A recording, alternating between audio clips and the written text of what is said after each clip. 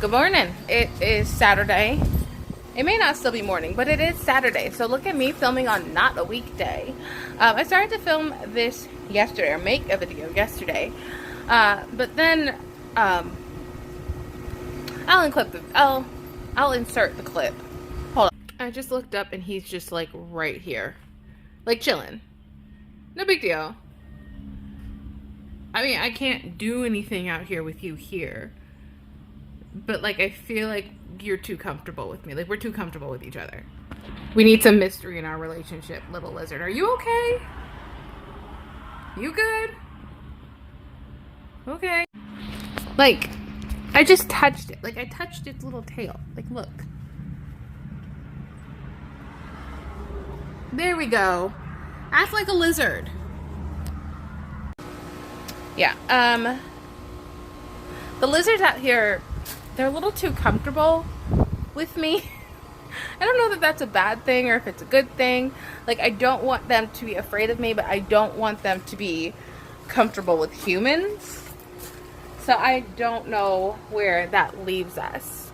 But yeah, he was just chilling right there and he was just like, what's up? And I'm like, are you okay? Anyway, you saw the video.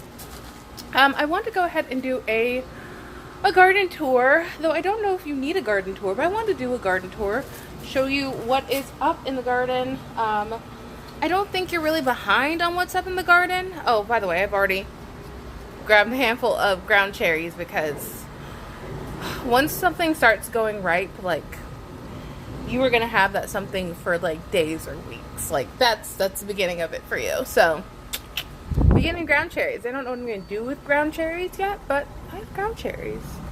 Anyway, I want to go ahead and go through the yard, go through what's growing. It's a tiny yard, so this should be quick.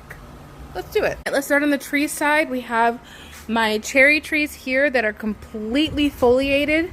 My blood orange tree, which somebody so kindly pointed out is no longer a blood orange, that it is in fact rootstock, which I so already knew, but thank you. Thank you so much. It's still here, and it's going to still be here. This is my newest apple tree. It is also gaining foliage. We have the loquats. We have a butterfly or a moth. I know a lot of people, almost everybody loves butterflies. I don't. And if that makes me a horrible person, I don't care. I don't love them. Never have. And now they have a garden, I probably never will. So we have my massive mounds. Hold on, let me zoom out. 2 very large fig trees that have never produced. I wonder if that's because they're coming from a rootstock that was killed too. If it is, I'm actually okay with it because they're really cool plants. I don't know. We have 2 apple trees that are technically still alive, but they're going to be allowed to stay here until I get something to replace them with. My apple tree that is definitely still alive, it needed fertilizer for its leaves to start coming in, and that's just something I need to be cognizant of in the future, is that this needs fertilizer. Oh, by the way, with my trees, I do take off the branches that are starting at the bottom.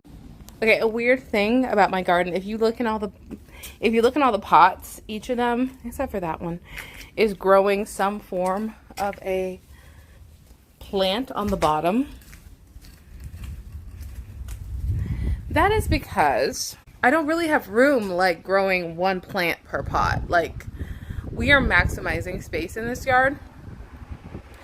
There are a few pots that only have one plant growing in them for now.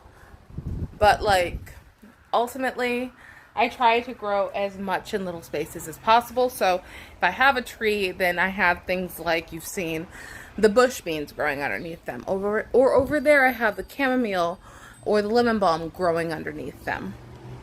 Do I know if this is the best strategy? No. But is it working so far? I guess. I mean, it seems like it's working. I'm sure you'll tell me. Someone will tell me if it's not. Or if it's not a good thing. Anyway. Alright, so back to my far right bed. This bed is actually pretty happy. We have my first cucumber that's starting to vine. Again, I do not buy cucumbers from out in public. You will not catch me buying a cucumber at a store. That's, I don't know. You're not supposed to transplant them, so that's pretty much why. My ground cherries that are giving every day. Again, we have this isn't my pomegranate tree. It's not my loquat tree. That's a papaya. This is a guava. Over here, we have the passion fruit vine. I had a passion fruit vine last year, but I thought it was dead, so I removed it. Little did I know, it probably just needed to be fertilized. Fertilizer is like the story of my life right now. In the back here, all this ferny stuff, this is all asparagus. Sorry, I'm trying to pull that out. That's all asparagus. And in the very back pot, which you've seen in the past, is a pepper. Sorry, I bounced the pepper in my hand. I bounced these pots in my hand so I can see how heavy they are, so I can see if they need to be watered. Over here we have a lime. It lost all of its burgeoning limes. We have my Meyer lemon over here. It has lost all of its burgeoning lemons. It's actually putting on new flowers. I have more cucumbers right here. Those are two different types of cucumber. Something was eating leaves, so I put down more pellets and then some eggshells. This is borage, by the way. And these are beets that I have no reason to get rid of. And then, of course, we have more asparagus and a brand new asparagus.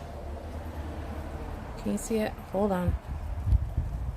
Yep, right there. It's a purple asparagus. On the other side. This side is never as successful. I have my house, the AC leaks from right there. So it has been drowning out this bed for like every summer for the past like year or so. So anyway, I now transplant out or move pots if it's going to be leaking. I'll put an empty pot right there. It only happens on the hot days when my AC is down. But over here, I have tried to sow melons a few times. They have not taken. And if you look in the back, we have little baby asparagus. So that's pretty much the like theme of this bed is like the back is all asparagus. Same thing here. Back is all asparagus and the front is all, it's all party in the front. It's business in the back and all party in the front. So reverse mullet. My poppies, I think you remember when we sowed these. They never did anything. I didn't expect much from them, especially since I sowed them late. But my snapdragons are still alive.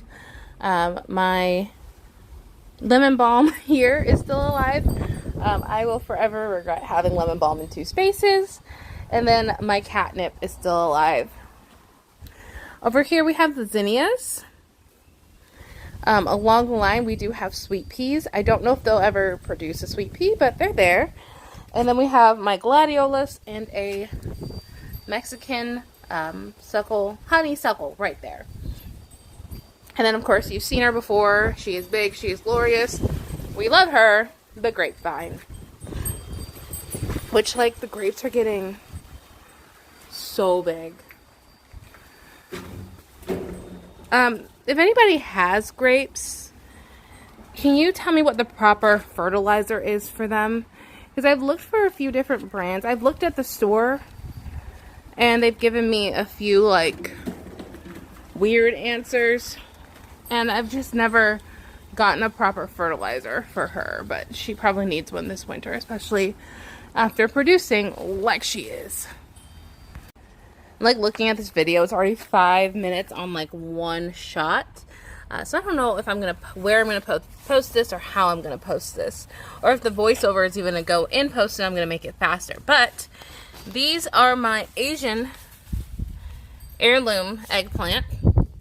Back here we have more beans.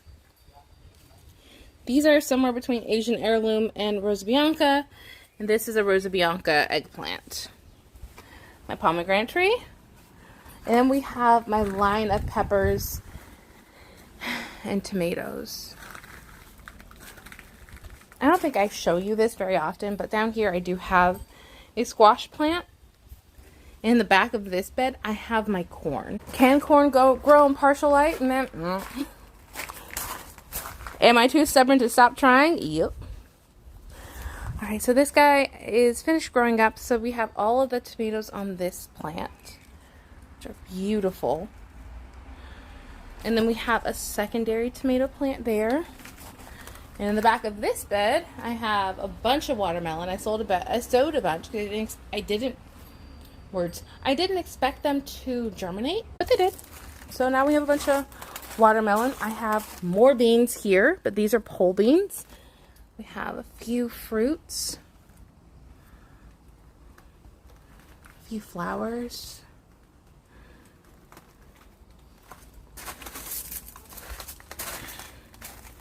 And then the okra. Some are getting big, some aren't. I'm not worried about it. I always get a lot of okra. Last bed over here, we have peppers. And then we have one artichoke plant. I've sown 3 in this bed. 1 is alive. Tomatillo alley. Plus all of my gorgeous little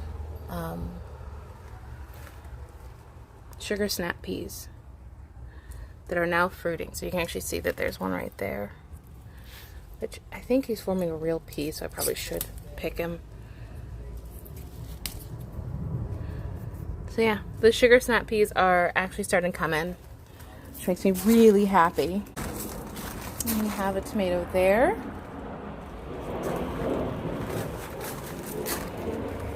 As well as another one there. I don't know if I said that first part very clearly, but that's all I got. As you know, as you should know by now, I do have like I struggle. And once I get to a certain point in these videos, once they get too long, I always feel like no one's gonna watch it, and I feel like I should delete it. So I'm gonna be brave. I'm not going to delete this. I'm going to edit it. I'm going to post it. And if you watched it and you got to the end, will you just do me a favor and like just leave a hi in the comments? Not for engagement, but just so that I know that I'm not like just doing that weird insidious thing where I lie to myself and tell myself that nobody cares what I think. Would that be okay? Alright, well, thank you so much for watching. I'm so sorry if I'm like ending this on a down note or like a sad note, but like I'm gonna go in the house. Like, I don't know. I just kind of assume no one wants to hear what I have to say most days. And that thought is now ruining my mood. So I'm gonna go in the house now and drink some coffee and probably journal. So I really hope you enjoyed this garden tour. It's a small garden. I expected it to be quicker than it was. Yeah, and I'll talk to you or show you in the next one. Alright, bye guys.